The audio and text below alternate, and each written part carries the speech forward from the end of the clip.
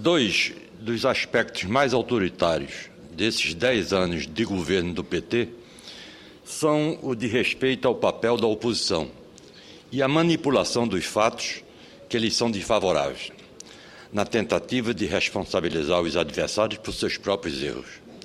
Tamanho cinismo tem poucos precedentes na história política do país.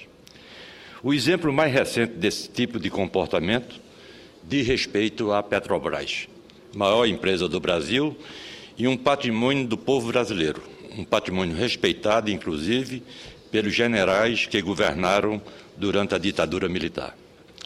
A Petrobras é uma construção coletiva do Brasil, de gerações, de diversos governos diferentes. São cerca de 5 milhões de investidores que colocaram suas economias em ações da empresa. Existe um número maior ainda de homens e mulheres que trabalham em empresas que prestam serviço à Petrobras.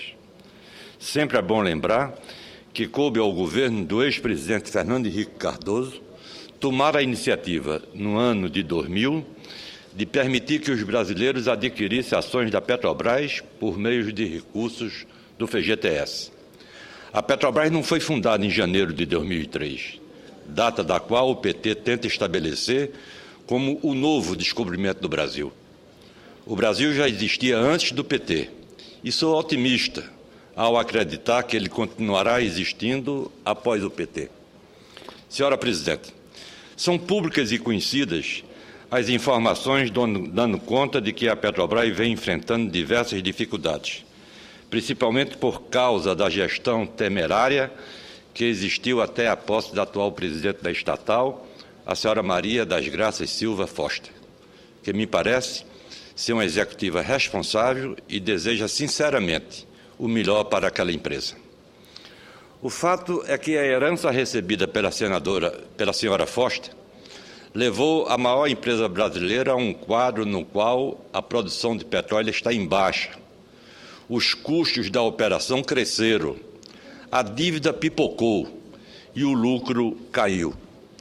Em qualquer local do planeta, esta é uma situação que aponta para a incompetência plena dos gestores que administraram a Petrobras até janeiro de 2012. E o que os petistas fazem diante desse quadro? Acusam a oposição de querer privatizar a Petrobras. Afirmam que a mídia quer destruir a empresa. Mentem descaradamente, senhoras e senhores senadores. Quem privatizou a Petrobras foi o atual governo, ao colocar uma companhia pública para defender e financiar os interesses políticos, eleitorais e até ideológicos do PT.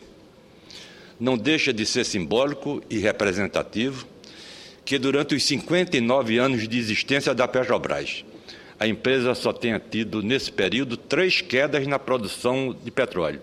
A primeira foi em 1990, as outras 2 no governo do PT, em 2004 e em 2012. O que o PT vem fazendo na Petrobras é parecido com o que Hugo Chávez fez com a PDVSA na Venezuela, ao usar a petroleira como se ela fosse um cheque especial do governo, utilizado de forma irresponsável. O uso político dos recursos e da estrutura da Petrobras fez com que a estatal brasileira apresentasse o pior desempenho entre as 10 maiores empresas petroleiras do mundo, com a queda expressiva da rentabilidade e o crescimento da dívida. O recente aumento do preço dos combustíveis mostra o descontrole ao qual chegou a gestão da Petrobras. Durante anos, o governo petista obrigou a Petrobras a não aumentar os preços da gasolina, do álcool e do diesel. De nada adiantou a manipulação governamental, pois enquanto o ministro Guido Mantega diz que a inflação está sob controle, qualquer pessoa que vai à feira, ao supermercado ou à padaria sabe que essa é mais uma mentira do governo. No Recife, por exemplo, a inflação tem sido ainda mais alta por causa da seca que elevou tremendamente o preço de quase todos os alimentos. Em resumo, o governo do PT quebrou as finanças da Petrobras e não controlou a inflação.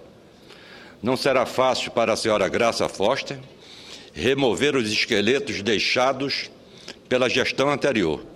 Um desses problemas é a necessidade cada vez maior de importar combustíveis para abastecer o mercado interno.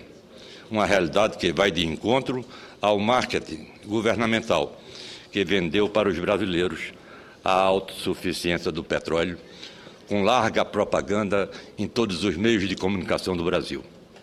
Senhora Presidente, não poderia vir hoje a esta tribuna e deixar de comentar também o resultado pífio do Produto Interno Bruto do Brasil em 2012, que cresceu apenas 0,9%. Um índice parecido com aqueles de países europeus, que estão no olho do furacão da crise financeira internacional.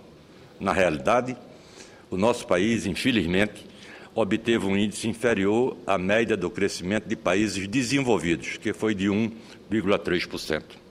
Além disso, o PIB do Brasil em 2012 foi menor do que a média das economias emergentes, de 5,1%, e do que a média mundial de 3,2%. Ficamos abaixo do resultado de todos os outros países dos chamados BRICS, pois a Rússia obteve 3,6%, contra 7,8% da China e 4,5% da Índia e da África do Sul. O irônico é que o governo do PT tenta dourar a pílula ao citar outros indicadores que consideram positivos, subestimando o peso de um pibinho. No entanto, há pouco mais de um ano, esse mesmo governo fez questão de destacar o PIB positivo, quando o Brasil ultrapassou a Grã-Bretanha no ranking das maiores economias mundiais. Estou terminando, presidente. Infelizmente, o governo Dilma Rousseff já perdeu 2012 e caminha também para perder 2013, com inflação em alta e, no caso específico da minha região, o Nordeste, com a seca que vem destruindo a economia regional e empobrecendo ainda mais a população rural. Os pequenos produtores rurais nordestinos estão sendo transformados em meros beneficiários das políticas compensatórias do governo. Abandonar o Nordeste à própria sorte, como vem sendo feito pelo governo federal, nada tem a ver com acabar com a pobreza no Brasil. É isso que o governo do PT vem fazendo. Em Pernambuco, a estiagem começou a afetar também a região metropolitana do Recife.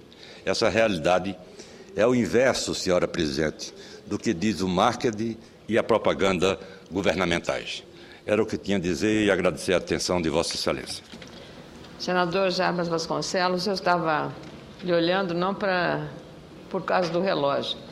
Fiz porque temos um plenário aqui com alguns senadores, mesmo que o regimento determine 5 minutos, uma avaliação feita por Vossa Excelência, por qualquer senador aqui nesse horário, o regimento deve ser flexível às necessidades de uma crítica tão pontual. E o governo deveria ter sensibilidade, porque Vossa Excelência tem a responsabilidade. Quem governou Pernambuco, um senador aqui exemplar, que faz a crítica construtiva, mostrando o que está errado, que é a visão que tem, a oportunidade que o governo tem de aceitá-las e corrigir o que está errado. Eu estava prestando atenção no que o senhor estava dizendo. Eu agradeço a sua atenção e até hoje não me conformo, senhora Presidente, com aqui o plenário agora tem pessoas da dimensão, da responsabilidade de um ex-presidente da República, como o senador das Alagoas, Fernando Collor, o senador Paulo Paim, um dos mais atuantes que o Senado já conheceu, a figura de Pedro Simon, e querem restringir esses debates. É incompreensível que um plenário vazio como esse, com Suplicy, que tem se destacado aqui pela sua coerência e coragem, né, fique restrito a 5, 10 minutos. Isso é realmente incompreensível numa casa como o Senado, com a tradição que sempre teve de promover os mais elevados e dignos discursos e debates aqui.